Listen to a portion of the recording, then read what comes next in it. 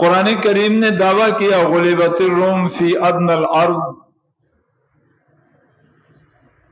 عجوبہ نہیں ہے یہ دعویٰ کب کیا؟ میری طرف دیکھے، یہ دعویٰ قرآن نے کب کیا، کس موقع پہ کیا، حالت کیا تھی؟ خندق کی کھدائی ہو رہی ہے جی،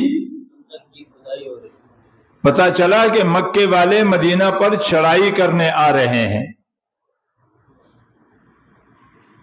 مکے والے مدینہ پر چڑھائی کرنے والے ہیں، تو ان سے حفاظت کے لیے کیا کیا جائے؟ حالت یہ ہے۔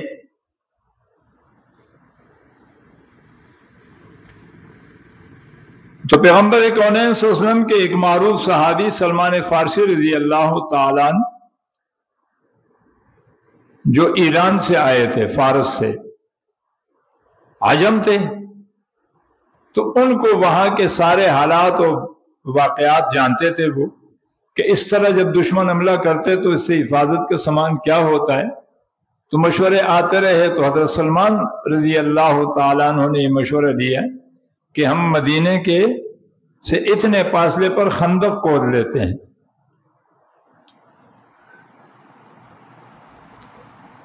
اب ایک طرف تو پتھروں کا پہاڑ ہے، یا اللہ اس علاقے کو پہاڑی کیوں بنایا؟ کہا تمہیں سمجھ میں آ جائے گا جب وقت آئے گا۔ دوسرے طرف نخلستان ہے، کھجور کے درخت ہے،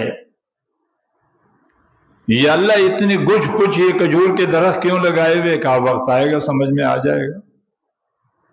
دو سائڈ رہ گئے، اب ان دونوں سائڈوں سے آپ کھدائی کر لو، اتنی کھدائی کرو کہ اس سے پیدل آدمی بھی نہیں پار ہو سکے، اور گھوڑ سوار یا اونٹ سوار تو بالکل ہی نہ جا سکے۔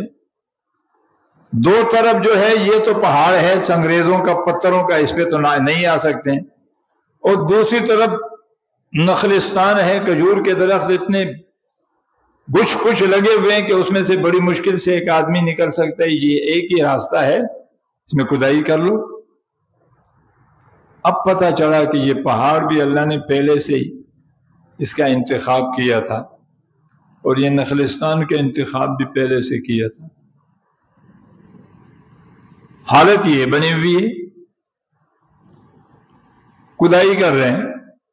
ہر صحابی کے حصے میں جتنا حصہ آیا تو آپ علیہ الصلوۃ والسلام نے بھی فرمایا کہ میرے حصے میں بھی اتنی ہی جگہ مجھے دے دو۔